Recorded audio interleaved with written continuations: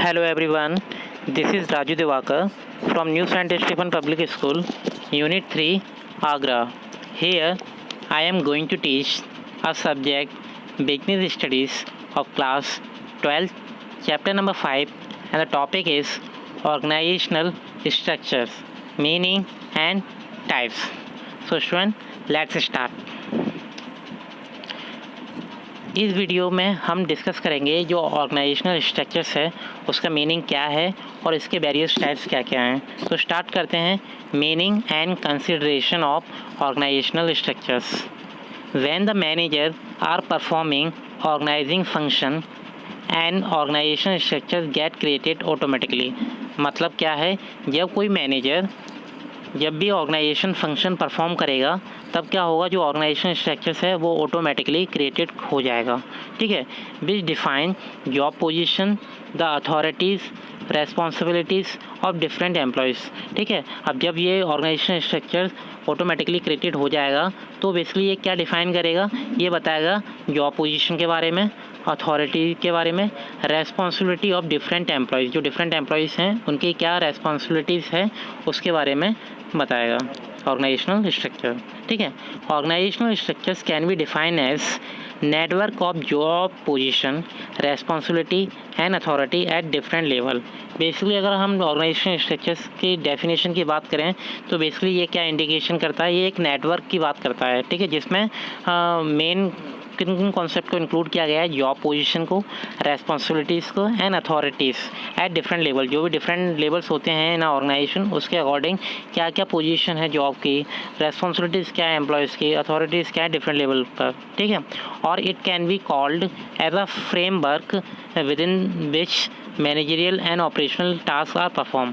और बेसिकली जो organizational structure है वो बेसिकली क्या एक फ्रेमवर्क है।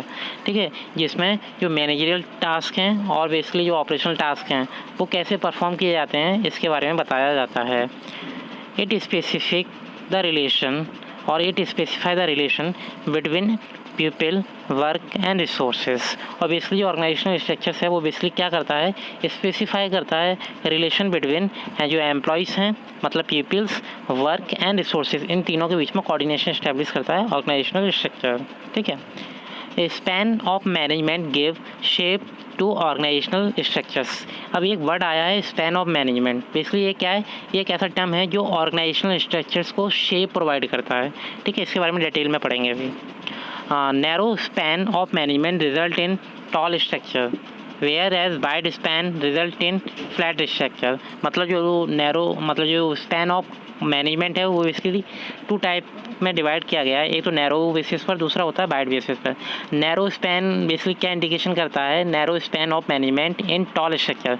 मतलब जो नैरो स्पैन ऑफ मैनेजमेंट है उसे टॉल स्ट्रक्चर माना जाता है, और वाइड स्पैन ऑफ मैनेजमेंट है उसे एक फ्लैट स्ट्रक्चर के बारे में बताया गया है।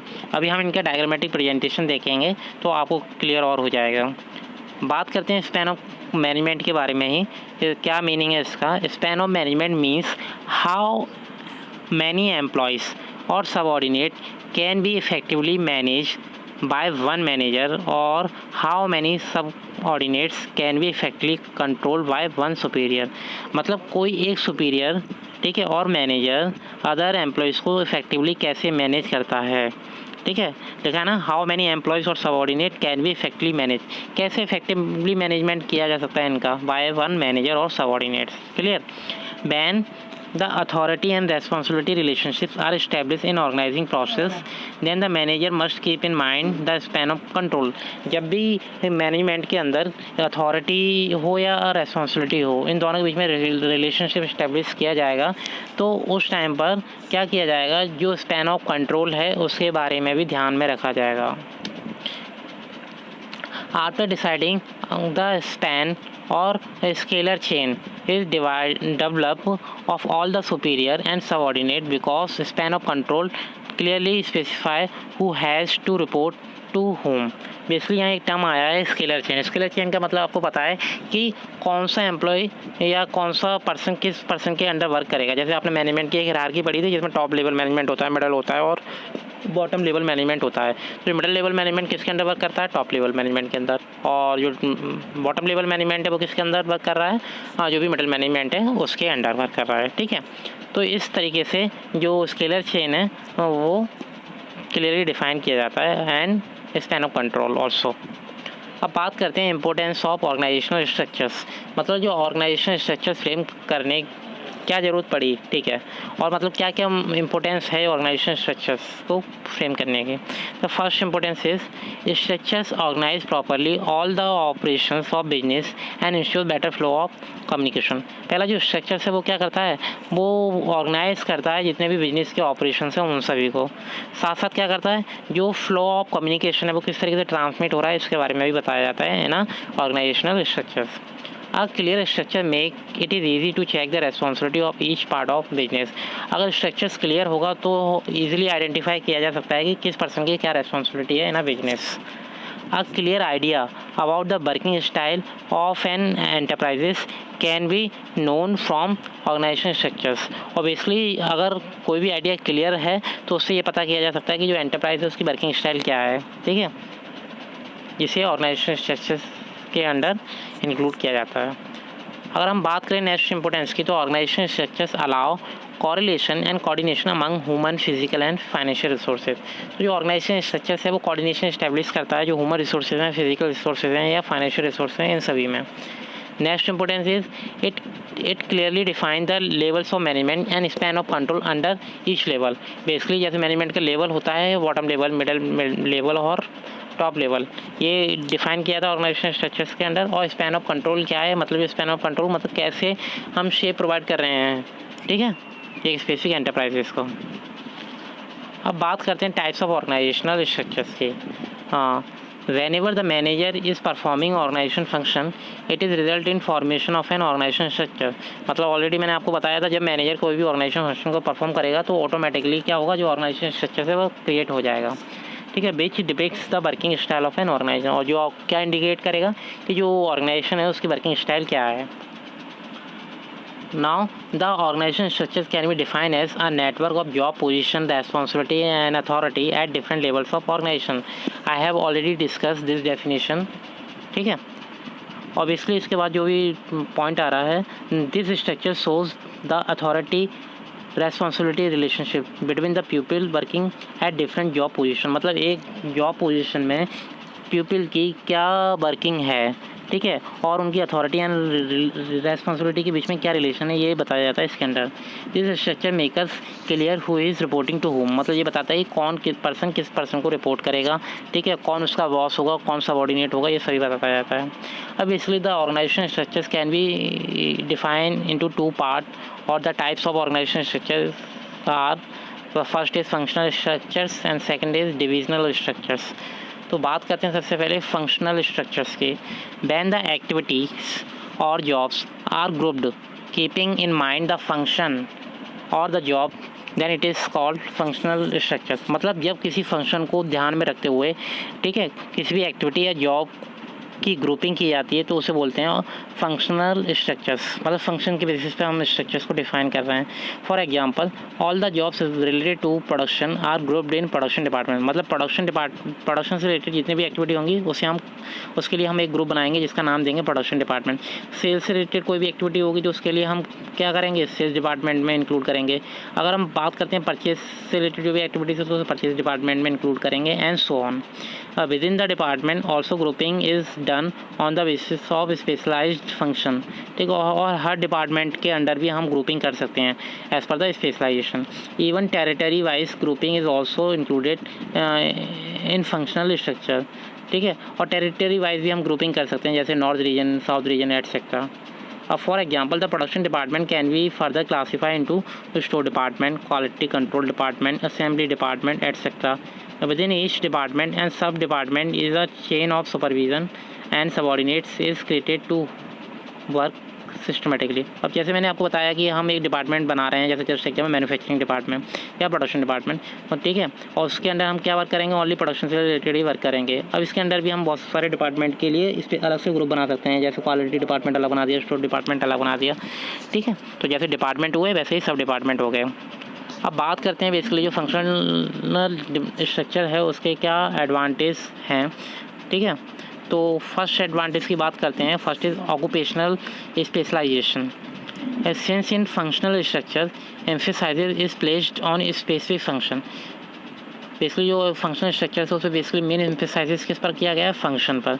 This promotes efficiency in utilization of man power as by performing similar job their performance improve and they can become a specialized in every task।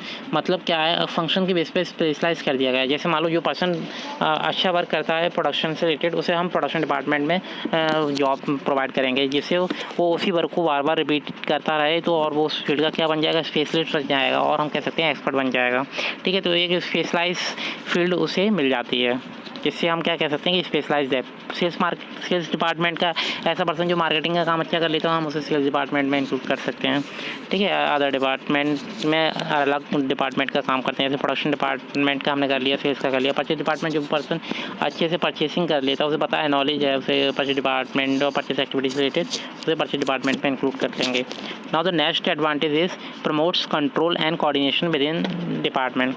Due to similar activity group in one department, there is easy supervision and better control। मतलब जब हमने एक group बना दिया तो हमें अब कोई भी डिफ़िकल्टी नहीं होगी, और दूसरा अगर हमें किसी भी तरीके से सुपरविजन करना है या कंट्रोल करना है तो बेटर तरीके से हम कर सकते हैं। Now the next advantage is increases managerial and operational efficiency। Minimum cost leads to increase in profit। कम से कम कॉस्ट लगाएंगे तो ज़्यादा से ज़्यादा प्रॉफिट अचीव होगा with the help of this departments also. It leads to minimum duplication of efforts. Obviously ये क्या करता है, जो कम से कम डुप्लीकेशन होते हैं इसमें, this result in economics of scale and lowing of cost भी कम आती है, और कहीं ना कहीं इकोनॉमिक का जो स्केल है वो भी इंक्रीज़ होता है।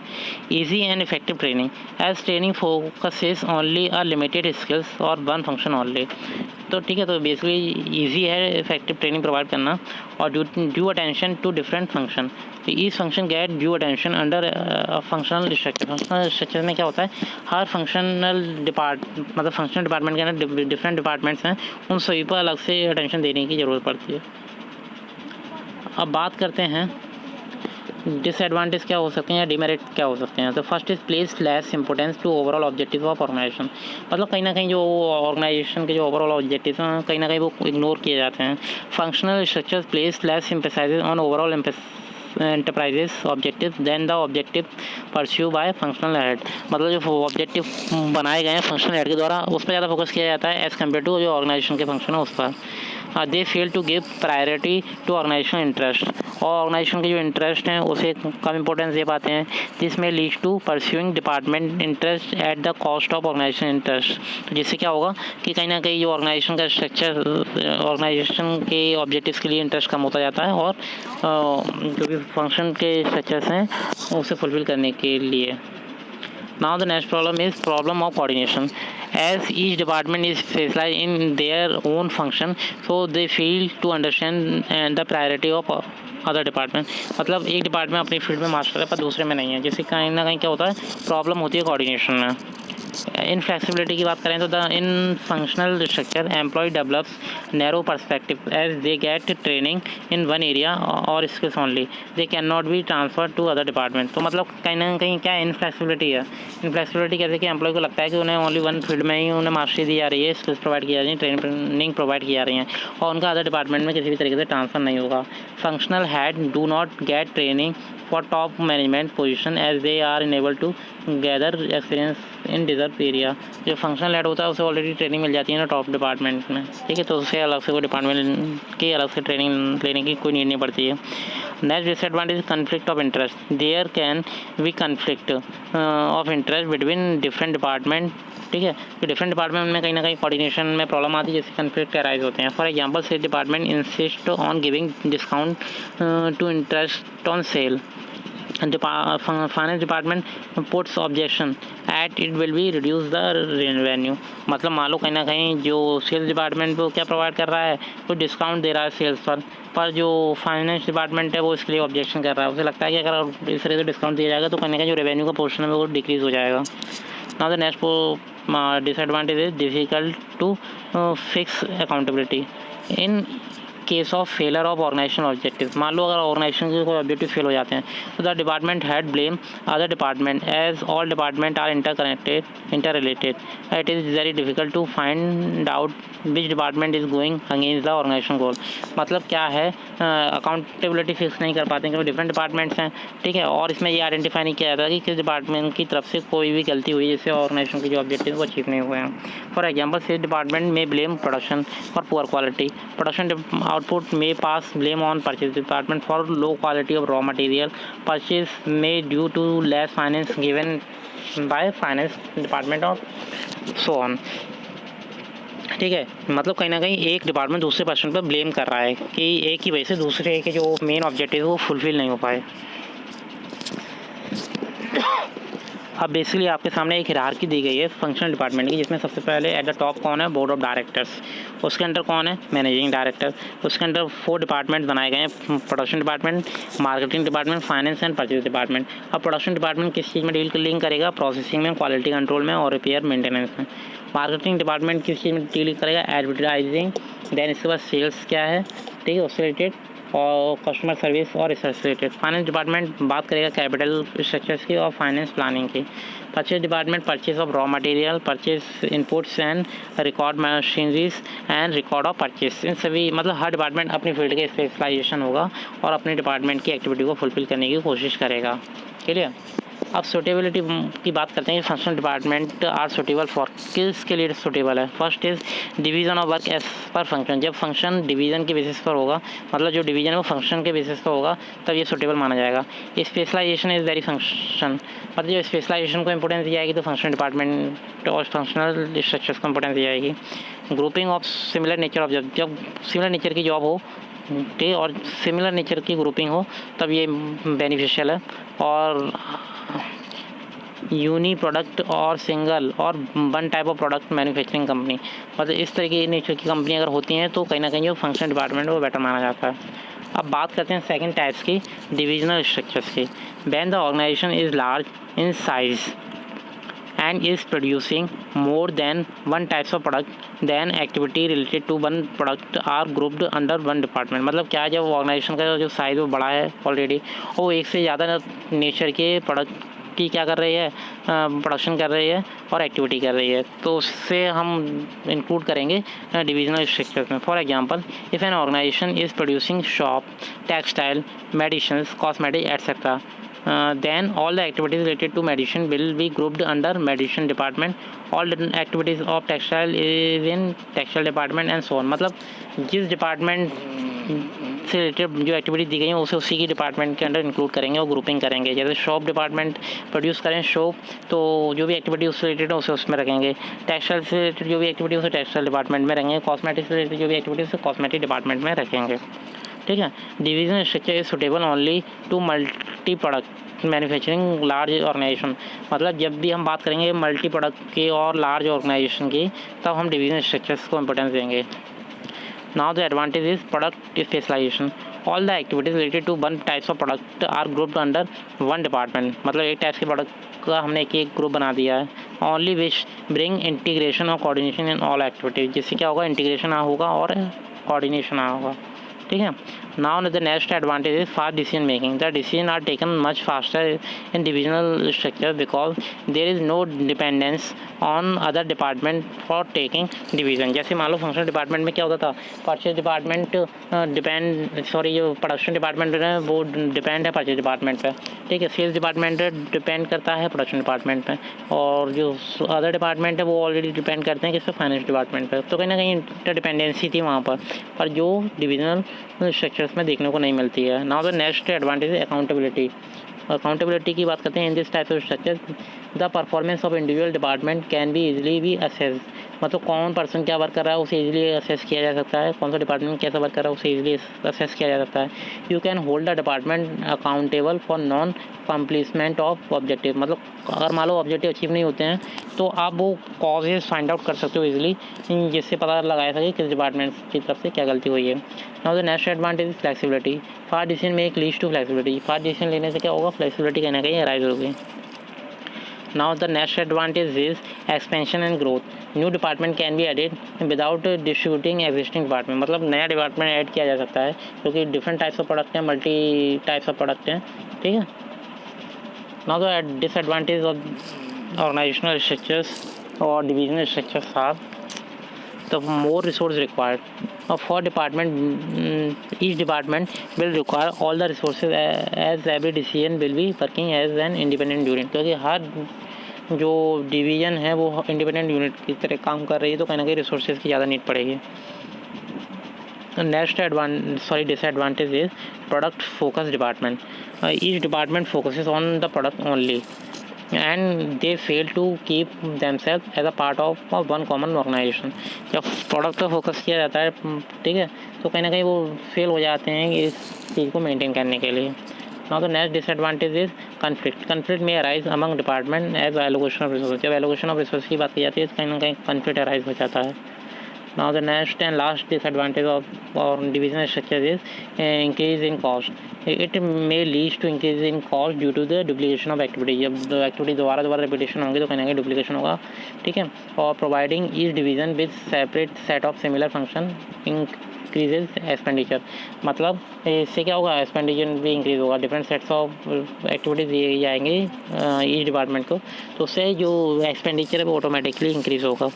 सुटेबिलिटी की बात करते हैं, किस डिपार्टमेंट के लिए सुटेबल है। पहला, divisional structure are suitable for first is organization producing multi product और डिफरेंट लाइन ऑफ प्रोडक्ट। जब मल्टी प्रोडक्ट प्रोड्यूस किए जाएंगे या डिफरेंट लाइन ऑफ प्रोडक्ट की बात की जाएगी तब डिविजनल स्ट्रक्चर इज बेटर, ठीक है। ऑर्गेनाइजेशन में रिक्वायर प्रोडक्ट स्पेशलाइजेशन, जब स्पेशलाइजेशन की बात भी की जाएगी तो this department is important. Organization which required each division to be self contained as under divisional structure. Each department has production, sales, finance department, ठीक है। तो कहीं ना कहीं क्या होगा, अगर इस तरीके की सिचुएशन आएगी तो हम डिविजनल स्ट्रक्चर्स को इम्पोर्टेंस देंगे। Now the last suitability is growing companies which plan to add more line of product in future. जब मान लो ऐसी कंपनी जो ग्रो कर रही है और उसे लगता है कि in future new line of product add हो जाएगी, तब इस टाइप्स के ऑर्गेनाइजेशन स्ट्रक्चर्स को बेटर माना जाता है। तो स्टूडेंट, अब बात करते हैं बेसिकली जो फंक्शनल स्ट्रक्चर्स के बारे में पढ़ लिया, डिविजनल स्ट्रक्चर्स के बारे में पढ़ लिया, इन दोनों में बेसिक और कॉमन डिफरेंसेस आइडेंटिफाई करते हैं। The first is on the basis of formation. Functional structures की बात करते हैं, this structure is form on the basis of function. तो आपको पता है फंक्शन के बेसिस पर ये फॉर्म किए जा रहे हैं, और डिविजनल स्ट्रक्चर किसके बेसिस पर फॉर्म करे जाएंगे, this structure is formed on the basis of product, ठीक है। अकाउंटेबिलिटी एंड रेस्पॉन्सिबिलिटी की बात करते हैं, difficult to make accountable as department are independent. Functional department में डिपार्टमेंट इंडिपेंडेंट है तो वहाँ अकाउंटेबिलिटी और रेस्पॉन्सिबिलिटी ईजिली आइडेंटिफाई करना डिफिकल्ट होता है। अगर हम बात करें easy to fix accountability and department are working independently, ठीक है। तो इसमें फंक्शनल डिपार्टमेंट पे इंटरडिपेंडेंट है दूसरे पास, पर डिविजनल में क्या है, इंटरडिपेंडेंट नहीं है, वो इंडिपेंडेंट है, कोई किसी पर निर्भर नहीं है। अगर हम बात करते हैं इकोनॉमी कॉस्ट की बात करते हैं तो फंक्शनल डिपार्टमेंट में क्या होगा, इट इज़ इकोनॉमिकल है। अगर हम बात करें डिवीजन में तो it is not very economical because all the resources are required in different department, ठीक है। Now the department of manager के बेसिस पर बात करते हैं, less chances as manager become specialist और specialise in one function only. और अगर हम बात करते हैं डिविजनल में तो more chances are manager perform multi function, मतलब क्या है, फंक्शनल डिपार्टमेंट में एक ही ग्रुप के अंडर वर्क करना है तो कहीं ना कहीं उसी में स्पेशलाइज हो जाता है, अदर पर फोकस नहीं कर पाता। पर मल्टी में क्या है, इसमें क्या है, डिफरेंट डिपार्टमेंट से रिलेटेड वर्किंग होती है, मल्टी टास्किंग होती है, तो उसमें कहीं ना कहीं उसे ज़्यादा चांसेस मिलते हैं अपने आप को परफॉर्म करने के लिए, अपने आप को इंट्रोड्यूस करने के लिए। स्पेशलाइजेशन के बारे में बात करेंगे तो on the basis of specialisation the functional structures और this type of structure bring functional specialisation. इसमें फंक्शनल स्पेशलाइजेशन आते हैं। और डिवीजनल की बात करेंगे तो इसमें क्या है, जो स्पेशलाइजेशन होंगे किससे रिलेटेड होंगे, प्रोडक्ट से रिलेटेड होंगे। कोऑर्डिनेशन की बात करेंगे तो compare to divisional less when company is producing more product. और मतलब कम कोऑर्डिनेशन देखने को मिलता है फंक्शनल स्ट्रक्चर में। पर डिवीजन की बात करें तो better coordination because all the activities related to one product are one department. ठीक है। Now the autonomy of operation, तो लेस ऑटोनॉमी ऑफ एक्शन होता है इसमें फंक्शनल डिपार्टमेंट में। अगर हम बात करें डिविजनल फंक्शन में तो मोर ऑटोनॉमी देखने को मिलती है। सुटेबल की बात करेंगे, it is suitable for all types of organization functional structure and divisional structure की बात करेंगे, it is suitable for multi product और डाइवर्सिफाइड फर्मिंग। क्लियर। अब बेसिकली अगर हम डिवीजन स्ट्रक्चर्स के हायरार्की की बात करें या उसके स्ट्रक्चर्स की बात करें तो बेसिकली सेम सा नज़र आएगा आपको, पर थोड़ा सा डिफरेंस है। Board of director at the top होगा, उनके अंडर कौन वर्क करेगा, मैनेजिंग डायरेक्टर। उनके अंडर क्या है, 4 डिपार्टमेंट आए जाएंगे, एक textile department, cosmetic department, medicine department और शॉप डिपार्टमेंट। पर इनकी जो फंक्शनिंग होगी वो सेम सी होगी। देखो सब फाइनेंस प्रोडक्शन का वर्क कर रहे हैं, सब परचेस का वर्क कर रहे हैं, सब मार्केटिंग का वर्क कर रहे हैं और सब फाइनेंस का वर्क कर रहे हैं, पर अपने ही फील्ड में कर रहे हैं। ठीक है, पर ऐसा फंक्शनल डिपार्टमेंट में नहीं था। क्लियर। अब बेसिकली स्टूडेंट आपके सामने एक केस स्टडी दी गई है। Bimal cloth limited was manufacturing only fabric. After having great success in fabric business the director of Bimal cloth limited acquired 3 new manufacturing unit. मतलब पहले यूनिट में वर्क कर रहे थे जिसमें उन्हें बेटर सक्सेस मिल रही थी, तो उसके बाद उन्होंने क्या किया, न्यू मैन्युफैक्चरिंग यूनिट्स को इंट्रोड्यूस करने का सोचा। वो भी कितनी फॉर्म में, 3 फॉर्म में। Starting selling multi product in market, electronics, mobile phone और cement. They decided that an individual who has capability and competence in handle responsibility who would head each unit। ठीक है, तो उसे हेड बना दिया जाएगा जिसे मतलब इसकी ज़्यादा अच्छी नॉलेज होगी। The vacant position will be filled by women candidate only. और जो वेकेंट पोजीशन होगी तो कौन फिल करेगा, वुमेन कैंडिडेट फिल करेंगे। The first situation is state the types of organization structure Bimal cloth limited having follow as a product of single product. तो single product के case में आपको पता है फंक्शनल की बात करते हैं। ठीक है। और suggest this type of organization of director must adopt now explain in advantage. ठीक है। तो सेकंड वाले केस में आपको डिविजनल की बात करेंगे और advantage of divisional structure already I have discuss in the previous pages और पीपीटीज। क्लियर। और you can refer to page number 185 to 186 of Poonam Gandhi book. तो स्टूडेंट अब आपको जो ऑर्गेनाइजेशन स्ट्रक्चर है उसका मीनिंग एंड टाइप्स के जो कॉन्सेप्ट हैं वो अच्छे से समझ में आ गए होंगे। ठीक है। अगर आपको कोई किसी भी तरीके से कोई प्रॉब्लम देखने को मिलती है या आप जब भी पढ़ोगे तो आपको प्रॉब्लम मिलेंगी तो आप मेरे से डिस्कस करेंगे। ठीक है। Thank you.